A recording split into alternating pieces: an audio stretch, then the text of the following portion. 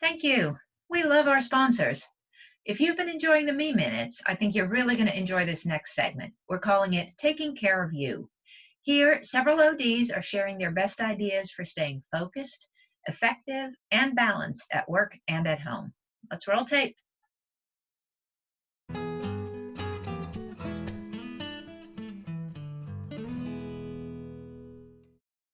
Hi guys, I'm Danielle. I'm an optometrist by day and a hobby baker and food photographer by night and on the weekends.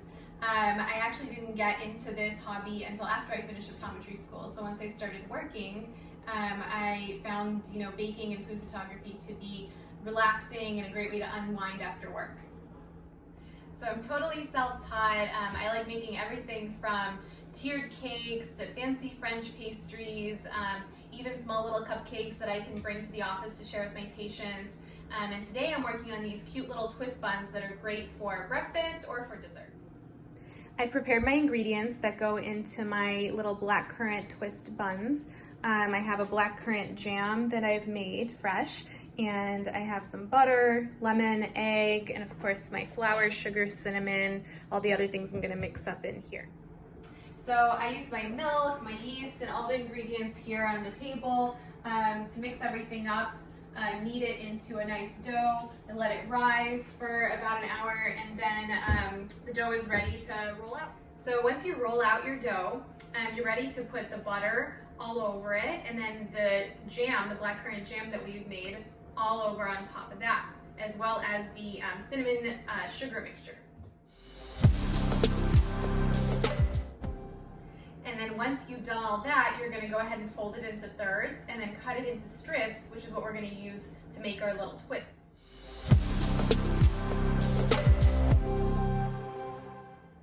So you take these twists and then you turn them into little knots. You put them on your parchment paper lined baking sheets, and then you let them rise for about 20 minutes. And then you pop them into your preheated oven, 375 degrees, for 16 minutes. And then take them out, let them cool for about 20 minutes, and enjoy.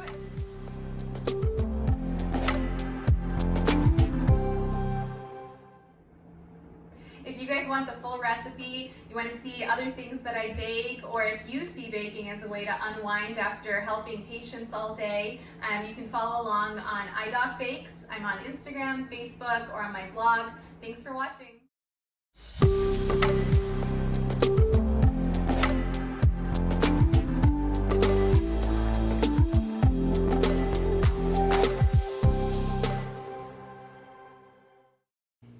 Thank you, Women in Optometry, for inviting me to be part of the Taking Care of You series. The past 6 months have been perhaps the most stressful time for many of us, and the unprecedented COVID-19 pandemic is not under control. The challenges are especially more difficult for women, particularly for those who are working moms. Most kids began going to school online in March and are doing so again this fall. I myself have 2 teenage daughters attending high school virtually. Self-care for working moms is more important than ever. I'd like to share 3 tips to create more time and energy for self-care through focused parenting. Helping your kids with healthy daily habits, essential life skills, and strong mental health. Healthy daily habits refers to personal and room hygiene. Personal hygiene includes cleaning teeth, lids and lashes, and face twice a day, putting on daytime clothes by 8 a.m. and changing into nighttime clothes at 8 p.m.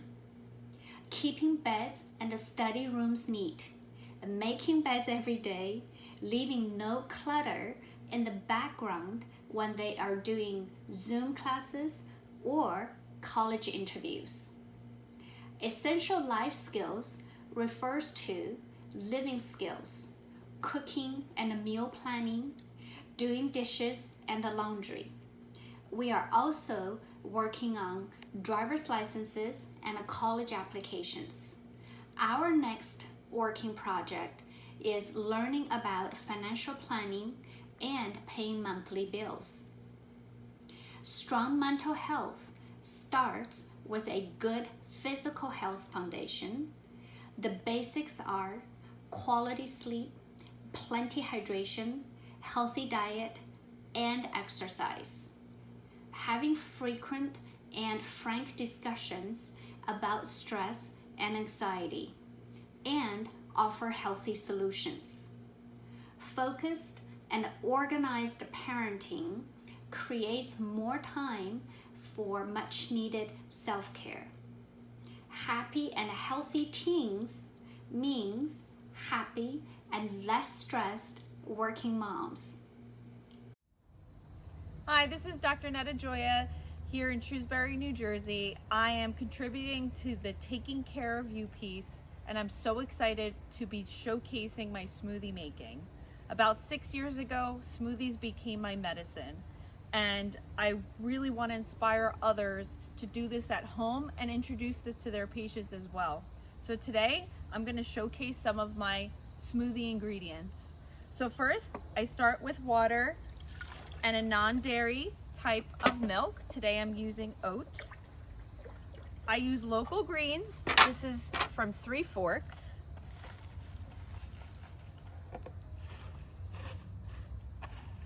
And then I actually add a little bit of a probiotic powder, as well as a collagen powder for some protein. I also use a liposomal curcumin resveratrol. I'll add a little more water. And we're going to blast this for a few seconds.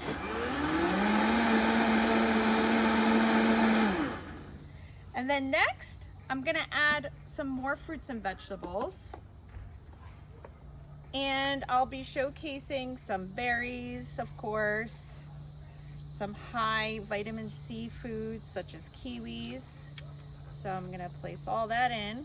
I also sometimes don't take the skin off of my fruits and some vegetables because you actually increase the fiber amount, and it's like, oh, why not, right? Cucumbers, all this gives it such great flavor. And avocados I add for creaminess and also gives you a little of that good fat. Last but not least, I also add a little bit of coconut oil, usually about a teaspoon. And if you don't already know, coconut oil and other better fats, they actually help with absorption of a lot of these great antioxidants. So I'm gonna blast this again.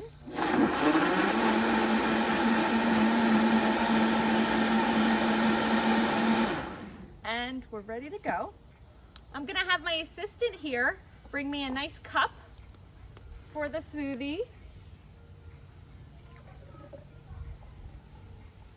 There you go. I hope I inspired you today to make something at home that's not only healthy but easy to do. Hi, this is Louise Sclafani. From my Facebook page or being in my home, you probably know I have a passion for cooking and entertaining.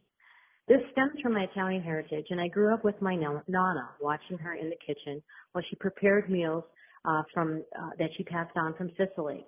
She never wrote down a recipe. You had to watch her if you wanted to learn. And if she did write the recipe down, she'd probably leave something out so that that recipe would be special to her. I remember holidays and seeing her smile as our family devoured plates of pasta, lamb, artichokes, manicotti, and of course beef sandwiches. And she looked at the meal with such pride. Today, my mom lives with us, and we share the kitchen. Her specialty remains Italian, but I love to explore with new flavors, especially Middle Eastern and Asian spices. During COVID, we even expanded our repertoire to some, fast food kind of food, but it was in German and Irish and other types of delicacies. And I taught my son Liam to cook, and he's pretty good in the kitchen. I love to entertain, and preparing a meal includes not just the menu, but also the paired wines, the guests, and of course the table setting. I spent hours with the preparation, really looking forward to it. Many of our colleagues have been over during big meetings that have been held in Chicago, and they enjoy that break from the traditional steakhouse, and I really enjoy having them and opening my home to them. Most importantly, I really love to share my passion. I love to bring guests into the kitchen and have them help prepare the meal and stir the pot of polenta while thinking about loved ones. So a tradition that we've always had. A lot of my guests ask me what they can bring, and we have some mixologists, so they can bring a nice cocktail. And I don't do dessert, so I always ask them to bring a special treat.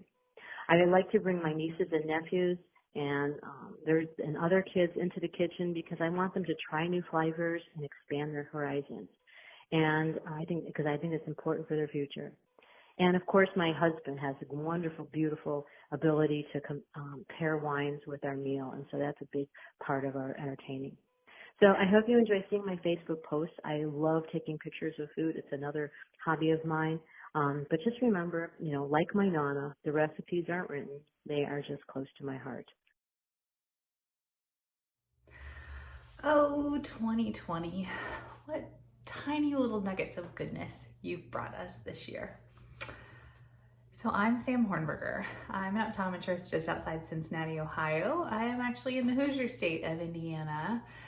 And when Marjolaine asked me to put together a little video about what I'm doing for myself, for my practice, and in general, with all of the 2020 extravaganza that we've had so far this year, the biggest one for me is I have stopped doing things that are bad for my mental health, or I've stopped doing things that aren't helpful for my mental well-being. When the shutdown came, those 7 weeks were a gift to me. I mean, there was stress, I'm sure, like all of you have had, but it was really a gift to me because it allowed me the time to pour into other people.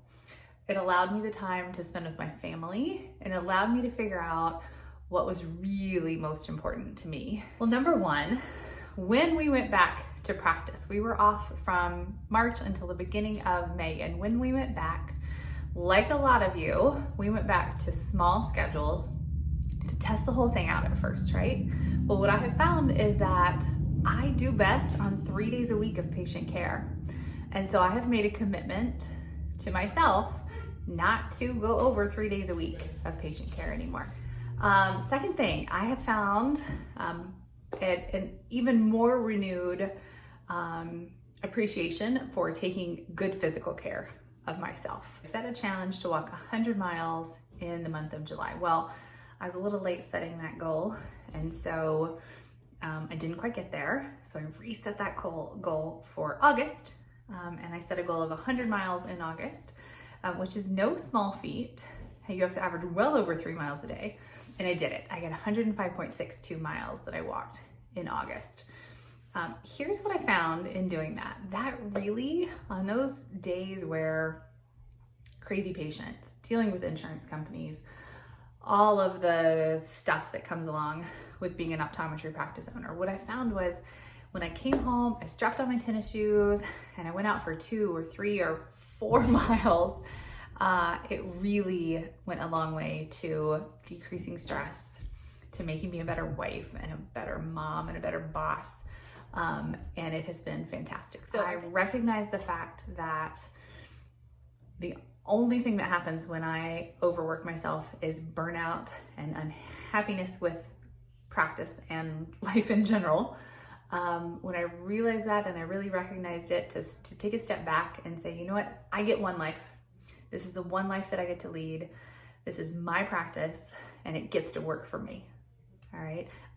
I don't have to be a slave to it. I'm an owner because I can make it work for me. Right. And so realizing that was okay. That was an okay decision for me to make was transformational. I'm happier in practice than I have probably ever been. And then really focusing in on taking good physical care of myself. Setting a goal, challenging myself to do something that felt just a little bit out of reach was maybe the best thing, period, that I've done for myself in a very long time. So guys, all I can say is just make the best of the situation that we've been dealt for 2020, right? You gotta laugh a little bit. Really reflect on what's working for you and what's not, and don't be afraid to make the changes that it takes to live the life that you really want to live. I'm Dr. Elise Briscoe. I'm an integrative optometrist and clinical homeopath. Today I'm going to be talking about how I take care of me to inspire you to take better care of you. I've been in practice for 31 years. I actually bought my practice a week after I graduated from optometry school, and it's been a wonderful life. I can't think of a better way to spend your day than to take care of people that you care about. I'm also the CEO and founder of a company called Nearsight. I invented something to replace reading glasses. It's a great mobile solution for when you're on the go, so that you don't have to carry reading glasses with you all the time. And a lot of people refuse to wear reading glasses even though they need them, because they feel that it ages them when they put it on. So my holy trinity of taking care of me is input, output, and stress management. By input, I mean how you eat. Eating healthy is so important, and actually more important than working out, because it really determines your weight, your health level, your energy level. Working out, I am a boxer, and I work out almost every day. I lift weights, I play tennis, I go jogging, I coach my son's AYSO soccer team and his Little League baseball team. And then for stress management, my mother taught me how to meditate when I was young, and it's been an amazing gift my whole life to continue with that practice, and I am passing that down to my son. So I will share with you how I practice mindfulness every evening. Eating healthy is such an important part of taking care of yourself and your family. So I like to start off with something delicious but healthy. So as you can see by my blender here, I do a vegetable and fruit smoothie every day. It has everything from antioxidants in it, ton of spinach, yogurt, frozen vegetables, and then I use smoothies, plant-based protein smoothies. And of course, since I have kids, some dark chocolate, which gives antioxidants and makes it taste so yummy.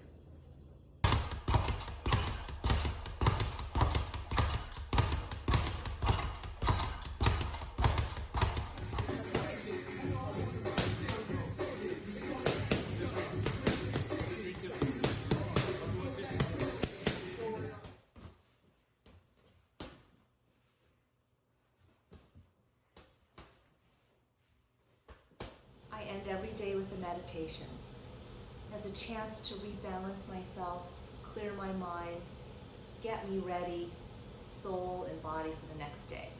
And I also treat myself to a little eye spa.